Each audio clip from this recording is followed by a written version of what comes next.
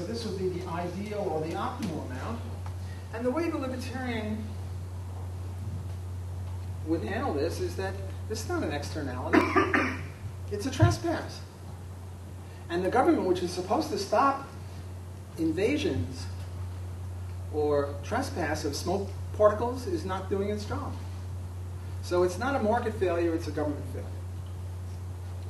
The last one that I want to illustrate, Devin, I'll let you keep your t-shirt if you... what went wrong? Market failure. And the rights to... There you go. Good job, Debbie. Okay, what I'm now doing... You push the whole desk forward. Whoops. That's about as far as... Wait, why don't you unplug it and let's plug it in the front Oh, here. you can just Unplug that thing? Get 'em See, down. this is capitalism, it doesn't work. Put it right one right there.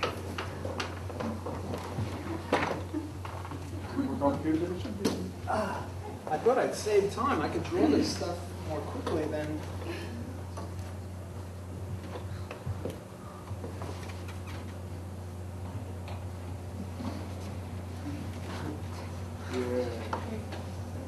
Yeah. Are we there? We're there. Yeah.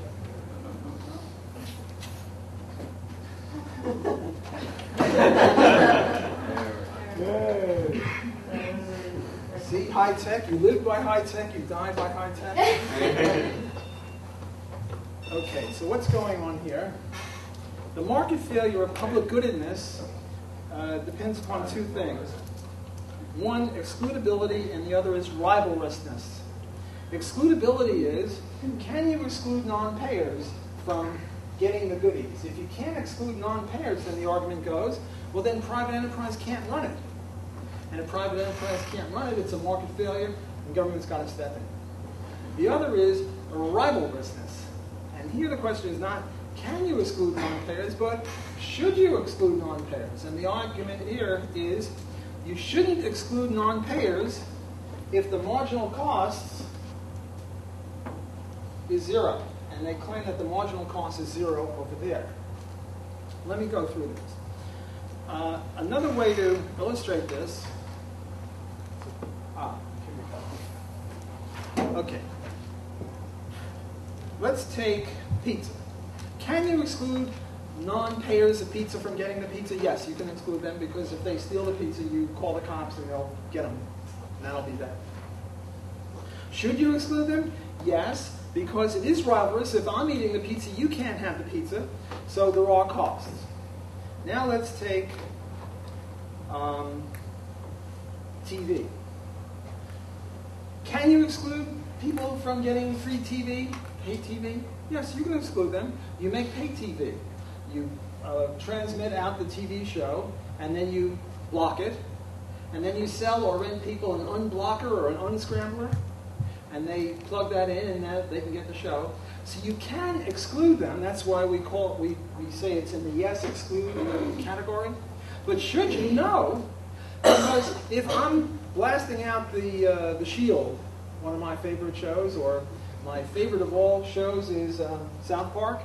If I'm blasting out South Park, and one additional person wants to watch it, does he put any costs on anyone else? No. It's costless to include one more person. So even though we can exclude, we shouldn't exclude. So the pizza is a private good. The TV is a quasi-public good. What about the crowded street? Well, the crowded street you should exclude because it is rivalrous, because whenever anyone else steps out onto the street, they slow down everyone else, so there are costs on other people, costs imposed on other people. Yes? Everyone following me on this? But can you? No, it's very difficult. What are you going to do in a big crowd? You know, think of downtown Bourbon Street, where there, you know, it's wall-to-wall people. What are you going to do? Ask them, hey, did you pay to be on Bourbon Street? It'd be very difficult. Now, what you have, so you have quasi-public goods here and here, and then you have full public goods. The usual examples there are the fence and the lighthouse, because there you can't exclude, according to the argument, you can't exclude. If I put up a lighthouse, every ship can see it. If I defend, if I say, look, bad guy, you mess with us and we'll nuke you, it protects everyone. I just can't say, well, it'll protect you but not you. We'll have free riders all over the place. Similarly with the lighthouse. If you put the lighthouse up, all the boats will just watch it because there'll be free riders. And if everyone will watch the thing without paying for it, you can't run it on a commercial basis, and that's the market failure of public goodness. If you want, I'll just give you a different alternative way of looking at this, maybe to solidify your understanding of it. And here it's just with highways and streets. And the argument is that, can you exclude from a crowded street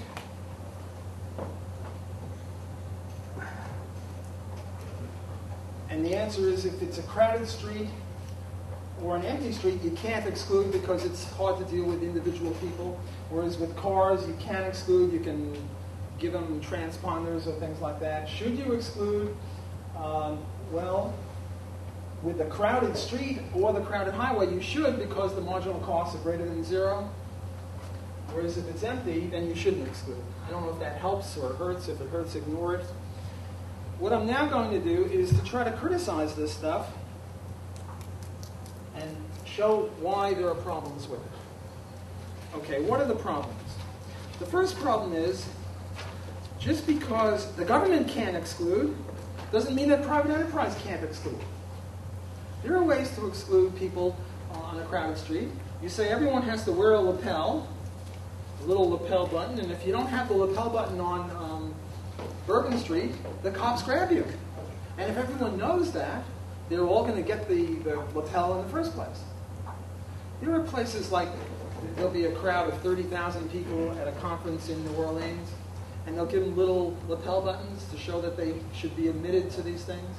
We tried that in Germany too, I think, right? Sorry? We tried that in Germany too. There are snot-nosed kids running around. It's a little different in Germany. Nice try. What about lighthouses? Bill Barnett and I just wrote a paper about lighthouses where we say, look, you know, what is the expression?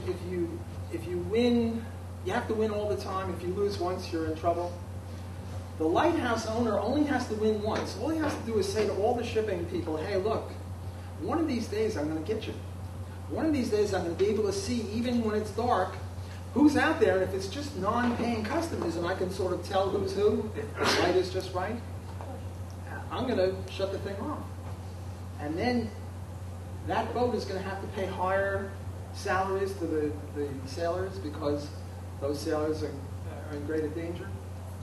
Also, the clients can give a notification to the lighthouse owner, hey, on March 3rd, I won't be there.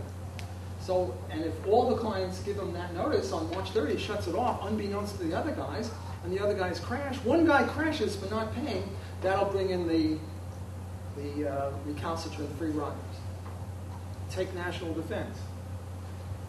You can have exclusion of national defense. We could say, look, Matt Cole here hasn't paid. He's a freebie. Anyone want to get him, we're not going to protect him. This might have some problems for the pacifists in, where's the Pennsylvania Dutch? Amish, the Amish types, you know. It'll be free season on the Amish. Let's see how long they take to change their views. You can exclude non-payers. All you do is announce that if you don't have this little, what do you call it, the Juden right or something, tag, you're not protected by the people. Look, in Texas, they believe in strong defense, and in wimpy, wussy Massachusetts, they don't. So we just send out a message to whoever the local bad guy, the latest Hitler, and we say, look, you want to mess